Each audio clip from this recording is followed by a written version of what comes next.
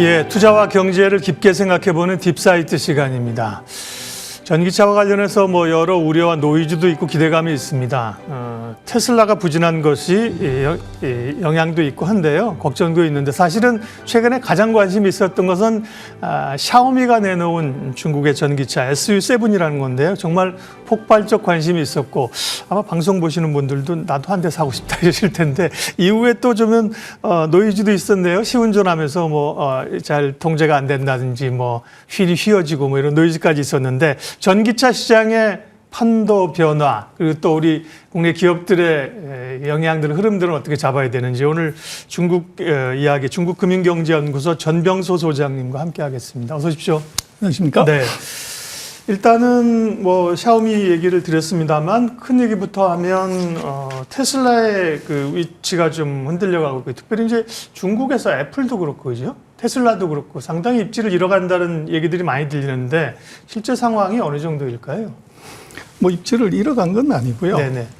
그 1사분기 데이터를 보면은 이제 한 9% 마이너스가 나왔다 글로벌리. 네. 그래서 중국에서 조금 어려움이 있었다고 그러는데 글로벌리 보면은 그건 테슬라의 내부적인 문제가 있었던 것 같아요. 예. 그래서 독일 공장에서 화재가 난 게 있었고 그리고 미국의 이제 공장에서 모델 3 업그레이드 하느라고 라인을 좀 죽인 것도 있고 네.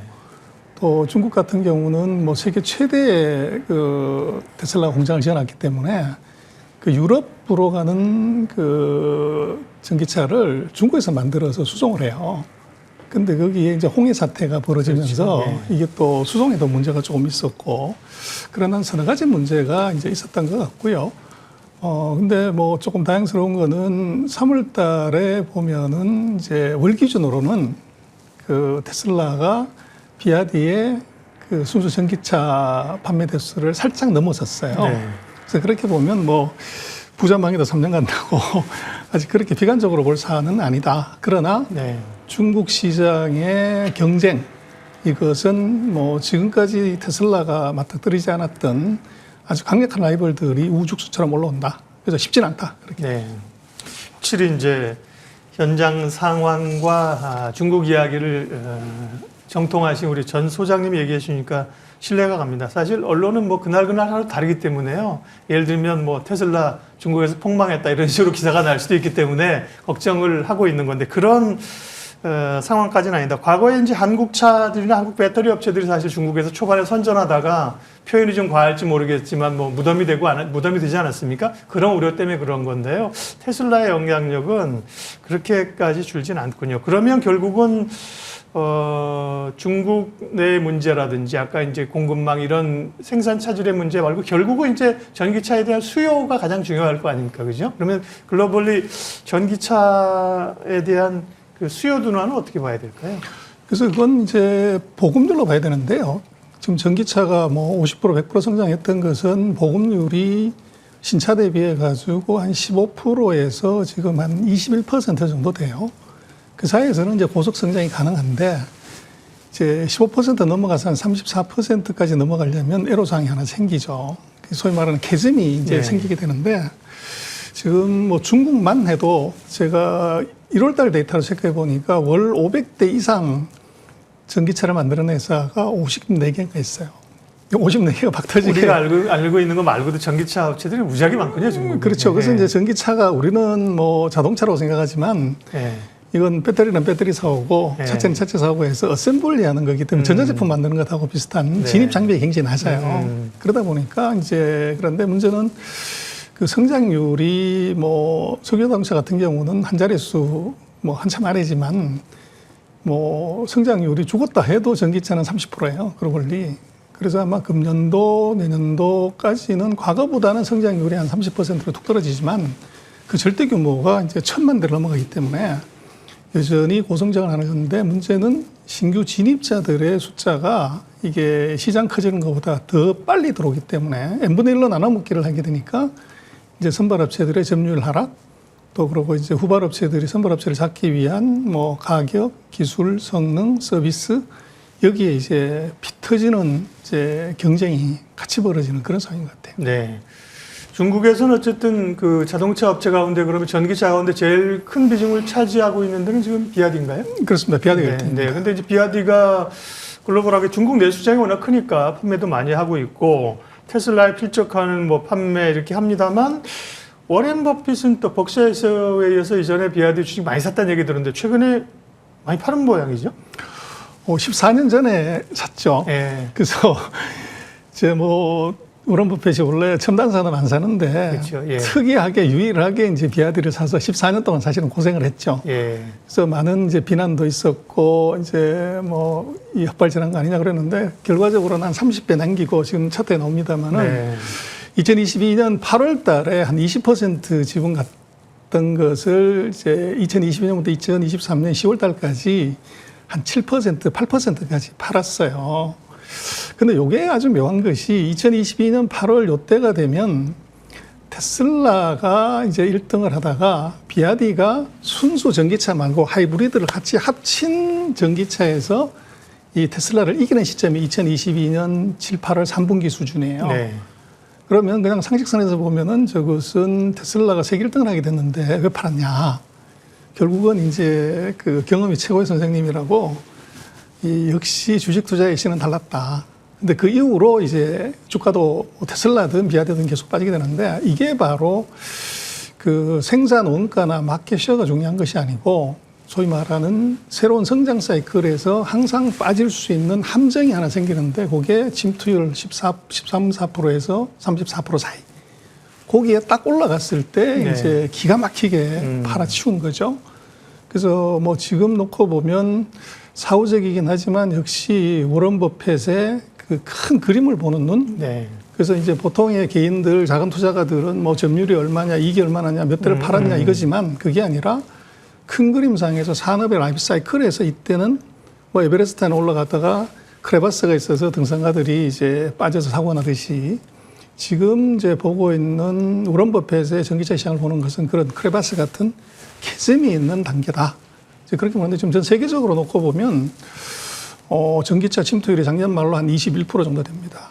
그리고 이제 중국이 조금 빨라가지고 한 28%인데 금년 아마 1, 4분기 정도로 가면 2% 정도 되는 것 같아요. 그래서 아마도 그런 이제 이 위기 상황의 트랩을 중국이 가장 먼저 벗어날 가능성이 높습니다. 근데 그러나 그게 이제 금년 연말, 내년 초 정도, 뭐 비아디 같은 경우는 내년이면 50% 넘어갈 거다 침투율이 그렇게 장담을 하지만 이제 그 과정에서는 이제 대대적인 구조조정이 일어나는 거죠.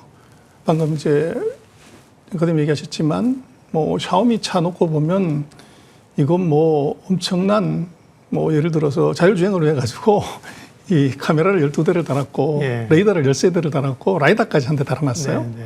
이건 뭐 테슬라든 뭐든 전 세계 어떤 자동차에서도 볼 수 없는 어마어마한 장비를 달아놓는 그래서 정말 피 터지는 전쟁이 시장도 커지지만 그게 앞으로 한 1년에서 1년 반 정도 시간 그때는 이제 1등하는 뭐 기업이든 꼴등하는 기업이든 다가 이제 치열한 경쟁 속에서 적자를 볼 수 있는 가능성. 네. 이제 시장은 커지지만 수익성은 굉장히 나빠지는 상황.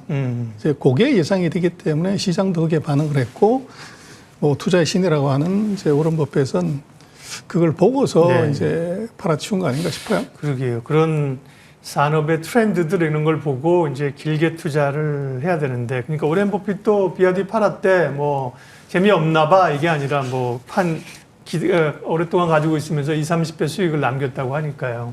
테마색이 우리 셀트리온 같은 거 사고 수익 엄청난 게 있지 않습니까? 그렇습니다. 그죠? 네, 그런 흐름들의 초기에 투자를 가지고 가는 것들 참 존경스럽고 개인들은 참 하고 싶은데 잘 되진 사실 않는 거고요. 그래서 뭐 우리가 주가가 빠지면은 굉장히 비관적인 상황이 많이 되는데 워런 버핏을 보면은 20%를 홀랑 다 판 게 아니고 3분의 1은 여전히 남겨놨어요.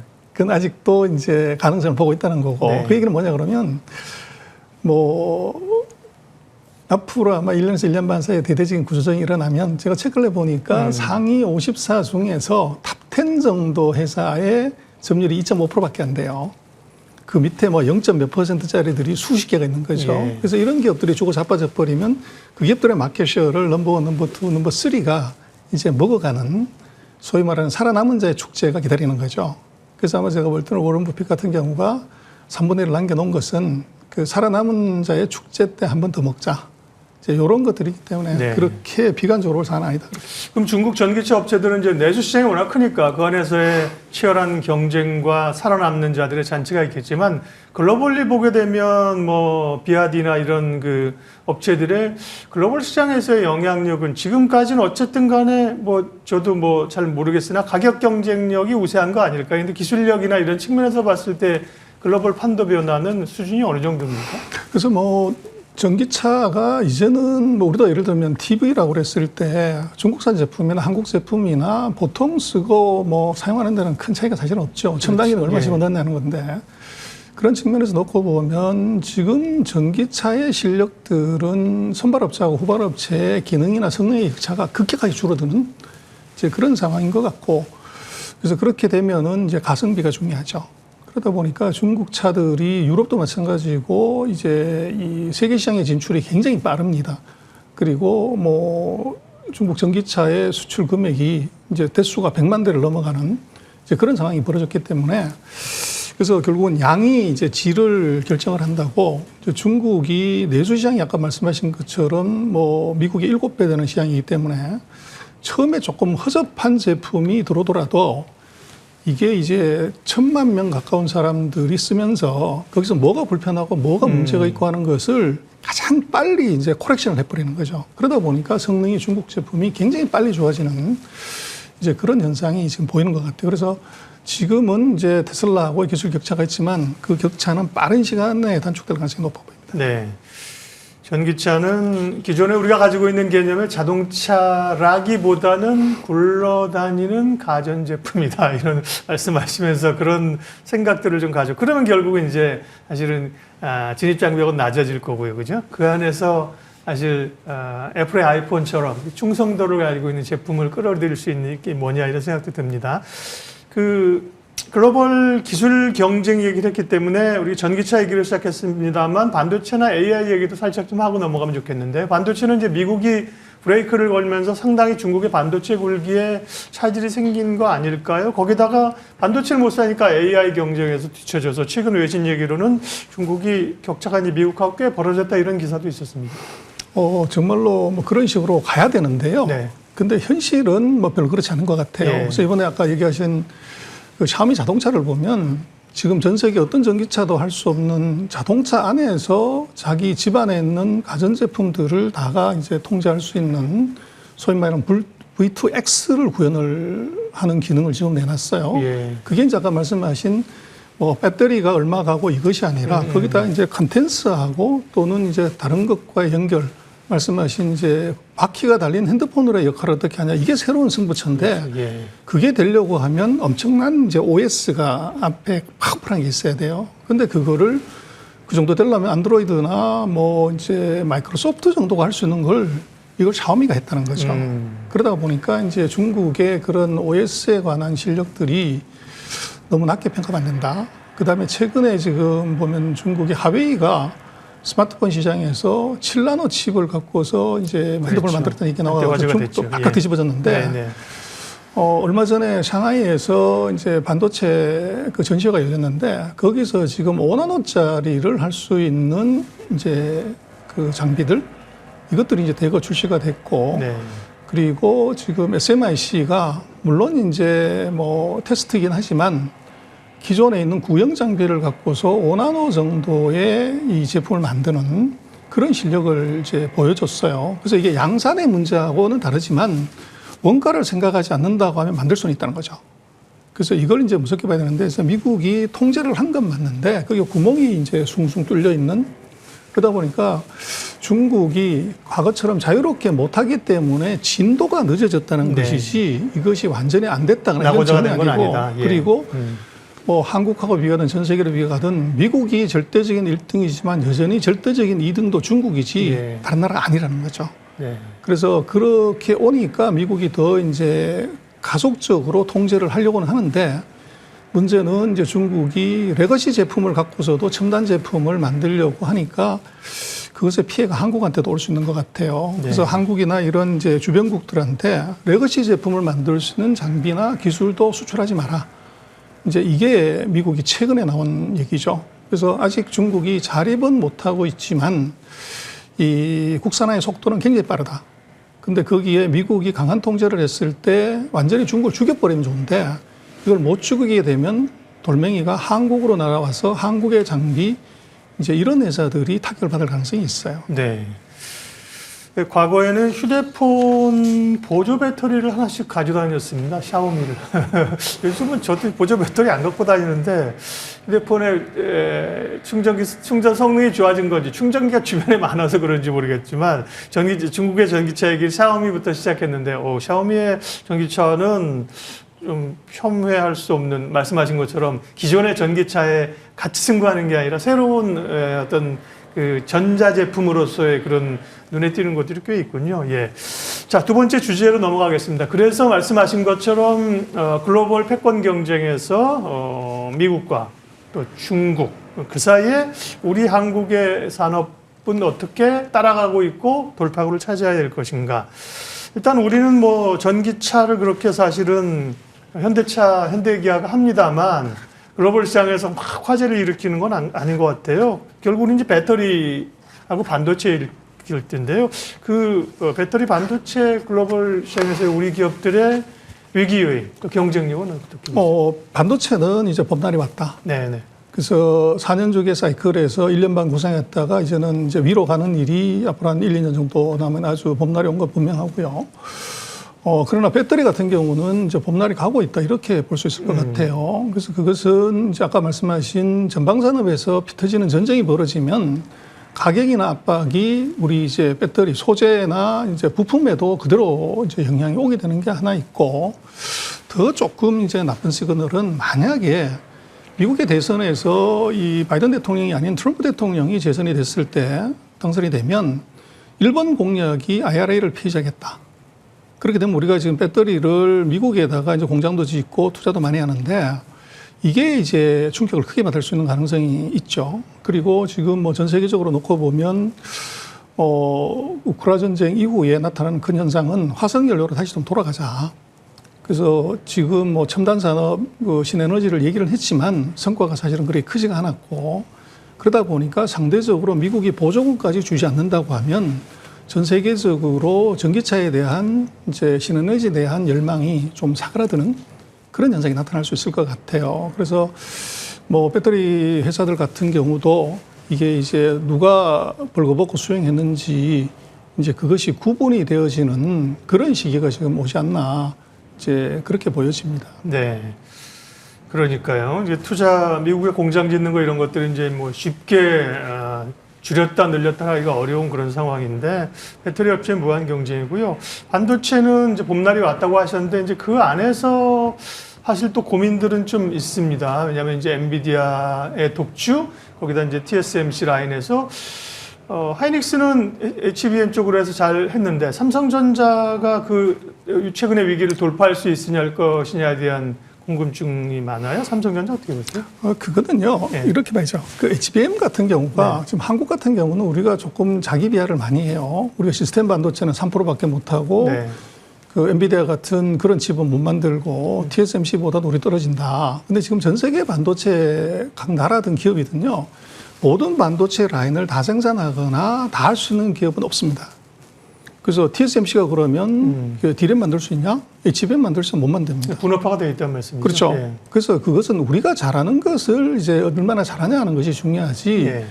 우리가 조금 못하는 거를 왜 1등보다도 못하냐 이렇게 보는 것은 잘못된 거고요. 지금 우리 삼성 같은 경우는 그러면 미국의 인텔이나 그럼 AMD는 파운드리 못하는데 그럼 그거 망한 거 아니냐 이렇게 얘기를 해야 되는 거죠. 그건 조금 잘못된 거고 지금 우리는 삼성 같은 경우는 D램이 주종이기 때문에 이 D램의 시황이 좋아졌을 때 몇십조 이익이 나는 것이지 HBM 그거 다 해봤자 뭐 50억 불, 30억 불도 안 되는 그게 전부 매출액의 순이익이라고 하더라도 예. 삼성의 뭐 연간 이익이 한 40조에서 50조 정도가 전성기에 나는데 그거에 뭐 10% 정도도 안 되는 거죠. 그걸 이제 새 놈이 갈라먹는 거기 때문에 그걸 갖고서 이제 평가하는 것은 조금 과하고 오히려 지금은 전체적인 반도체 경기가 업황을 모아서 이게 업턴을 하게 됐을 때 가장 큰 놈이 큰 돈을 먹을 수 있는 기회가 사실은 오는 거죠. 오는 건데 뭐 부동산하고 비슷하게 반도체도 보면 사이클이 정확하게 있습니다. 4년마다 한 번씩 오는. 그 사이클의 최근 1년 반 동안에 경기 하강 국면에서 이제 사이즈가 큰 놈이 적자가 더 크거나 부담이 큰 거죠. 근데 그렇죠. 반대로 예. 올라갈 때는 반대 현상이 나타나요. 그래서 제가 볼 때는 뭐 삼성전자가 왜 파운드리를 못 해가지고 주가가 안 올라가냐, HBM을 못 해서 하냐, 네. 이런 것은. 지엽적이다. 그래서 그러면 2년 반 전에 예. D램에서 그렇게 잘 나갔을 때 네. 그때 그럼 삼성전자가 파운드리를 몇 %냐, 여전히 TSMC보다는 뭐 한참 아래인 10%대였단 말이에요. 예. 그건 그 변화가 없어요. 그래서 지금 같은 경우는 제가 볼 때 조금 기다려 볼 필요가 있고, 그리고 지금 엔비디아가 되든 뭐 이제 인텔이든 AMD가 되든 AI 칩에서 반드시 필요한 것은 한국이 만들고 있는 D램이 들어가야 돼요. HBM이. 그래서 우리로서는 이제 그 인공지능 반도체 엔비디아 같은 경우는 수급의 불균형 때문에 가격이 폭등한 것이지 정말로 수요가 무한대로 있는 거냐? 그건 약간 다른 문제거든요. 네. 그래서 우리로서는 조금 이제 조급하게 가기보다는 경기 사이클을 보고서 거기에 맞춰서 워런 버핏처럼 그렇게 투자할 필요가 있고, 그리고 이제 우리가 뭐 외국인들이 삼성을 버렸다, 뭐 기술이 문제가 됐다고 하면은 네. 돈이 가장 정확하죠. 삼성전자가 그런 심각한 문제가 있고 치명적으로 가면 외국인 지분율이 확 낮아져야 돼요. 근데 최근 1년 반 동안에 주가가 하락하는 과정에서 외국인 지분율은 50% 밑으로 내려간 적이 한 번도 없습니다. 그래서 거기에 이제 외국인들이 우리가 보는 이제 삼성하고 외국인 투자가 네. 보는 삼성의 시각이 어떻게 다른가는 이제 그게 나타날 것 같아요. 네. 원래 기업도 자기 기업 다니시는 분들 자기 회사 주식 사서 돈 버는 분들 어려워요. 안에서 보면 부정적이 많이 보이거든요. 아, 인사를 회사가 있다 이래가지고 하거나 뭐 이런 거죠. 그래가지고 이제 바깥에서 객관적으로 회사를 이제 그래서 기업 분석하시는 분들이 또 필요한 거죠. 우리 산업적으로 보면 뭐 산업 얘기는 굉장히 할 게 많지만 오늘은 이제 중국과 미국과의 글로벌 경쟁에서 얘기했기 때문에 그 정도만 하고요. 중국 경제 상황 어떤지 좀 말씀 듣고 또 투자 아이디어로 좀 인사이트 듣겠습니다. 중국 경제는 최근에 지표들이 일부는 좋아지고 일부는 여전히 나쁘고 좀 그렇더라고요. 이제 경기 회복이 조금 되는 건가요, 중국은요? 2월까지 통계를 보면은 뭐 중국의 그 소비, 투자, 수출 그 지표들 중에서 이제 투자 중에서 딱 하나 부동산 투자를 빼놓고는 다 플러스로 전환을 했습니다. 네. 그래서 이제 그 시그널이 왔다고 볼 수 있고, 그래서 투자도 보면은 이제 부동산 뺀 제조업이라든지 소시 투자는 다 플러스로 전환을 했어요. 그렇게 놓고 보면 최근 한 1년 반 정도 중국 경제 위기론 또 붕괴론 이것들은 이제 끝났다고 사실은 봐야 될 것 같고, 그리고 이제 부동산에서 조금 좋은 시그널은 아직도 부동산 투자는 여전히 마이너스인데 부동산 가격, 100대 도시 부동산 가격은 이제 뭐 전월비든 전년 동기비든 살짝 조금 플러스로 턴을 했어요. 그래서 그게 이제 굉장히 좋은 시그널로 온 걸로 보여지고, 그래서 뭐 항상 그렇지만 이게 거리에 피가 낭자할 때가 이제 최고의 타이밍이라고 하는데 네. 이제 중국은 그 타이밍이 이제 지나간 거 아닌가. 그래서 경기로 보면 작년 7월, 이제 주가로 보면 금년 2월이 아마 중국은 저점이었다. 네. 그렇게 볼 수 있을 것 같아요. 네. 정리 좀 하겠습니다. 그러면 지금 투자자들은 말씀하신 그런 글로벌 기술 패권, 트렌드의 변화 이런 거를 좀 보고 어디에 투자를 뭐 지역별로도 예를 들면 뭐 미국 또 중국 투자한 분도 있고요. 인도가 또 뜨고 있고 그죠? 산업별로는 어디에 좀 투자를 하는 게 좋을까요? 그래서 뭐 이기는 게 우리 편이다 그렇게 얘기하는데 결국은 이게 살아남는 자가 강자죠. 예. 그래서 지금 최근 3년 동안에 어떻게 보면 주가가 올라갔던 뭐 배터리나 전기차, 1년 반 동안 이제 주가가 빠졌던 반도체, 선택은 반도체. 예. 이제 그렇게 갈아탈 가능성이 이제 높아 보이고 투자자들 입장에서는. 그다음에 이제 국가별로도 놓고 보더라도 3년 동안 이제 지속적으로 주가가 올라갔던 미국하고 3년 동안 지속적으로 하락했던 이제 중국 두 군데서 성공 확률을 보면 이제 중국의 반등이 미국의 추가적인 상승보다는 확률이 훨씬 더 높죠. 그래서 뭐 중국 쪽에 대한 그 투자 생각은 조금 낙관적으로 돼도 될 것 같다. 그리고 이제 중국 같은 경우도 보면은 이번 양회에서도 그런 얘기를 했었지만 그 새로운 생산력 얘기하는 이제 중국이 새로운 첨단 산업을 한 9가지를 해놨어요. 예. 그래서 지금 중국 증시에도 보면 이제 그 산업들이 굉장히 뜨겁습니다. 근데 우리가 모르는 게 뭐가 좀 있죠? 그래서 미래 산업들인데요. 양자통신이라든지 예. 뭐 AI라든지 뭐 이런 것들인데 아마 금년 한 해 동안 중국에서는 아마 그런 미래 산업, 새로의 정부가 육성하려고 하는 기존에 있던 첨단 산업 예, 말고 예. 아마 그런 산업들이 시장에서 계속적으로 화두가 되고 또 정부가 투자를 할 것이기 때문에 조금 주목해서 볼 필요가 있을 것 같아요. 네. 이제 미국에서 발간되는 그런 보고서나 미래 트렌드는 우리가 이제 좀 자주 접하는데요. 네. 중국 내에서 국가적으로 그런 아젠다를 가지고 하는 것들도 네. 결국 이제 말씀하신 것처럼 확고한 부동의 1위는 미국이고 중국은 확고한 2위지 않습니까? 그런 말씀하신 변화들도 챙겨보면서 볼 필요가 있겠습니다. 예. 오늘 중국 관련된 이야기, 그다음에 세계 패권 경쟁 속의 구도, 예, 우리 투자자들은 또 어떻게 해야 될 것인지 중국금융경제연구소 전병수 소장님의 의견을 듣고 투자에 좋은 참고를 할 수 있겠습니다. 함께해 주셔서 고맙습니다. 그렇습니다.